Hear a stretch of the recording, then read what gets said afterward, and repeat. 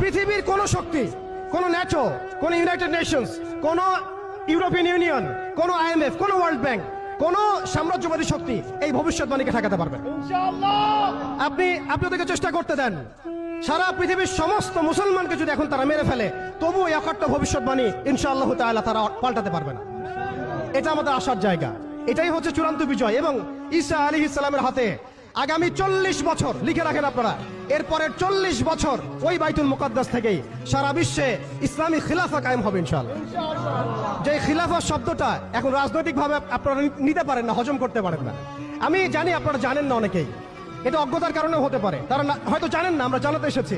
এই যে খিলাফা শব্দটা তারা নিতে পারে না, এই খিলাফাই হবে পৃথিবীর শেষ শাসন ইনশাআল্লাহ। এই খিলাফা দিয়ে বিশ্ব শুরু হয়েছিল, এই খিলাফা দিয়েই বিশ্ব শেষ হবে। ঈসা আলাইহিস সালাম 40 বছর ওই জেরুজালেম থেকেই এই বিশ্বকে শাসন করবেন ইনশাআল্লাহ তাআলা। এটা লেখা হয়ে গেছে কুদিয়াল আমর, এটা কেউ চেঞ্জ করতে পারবে না।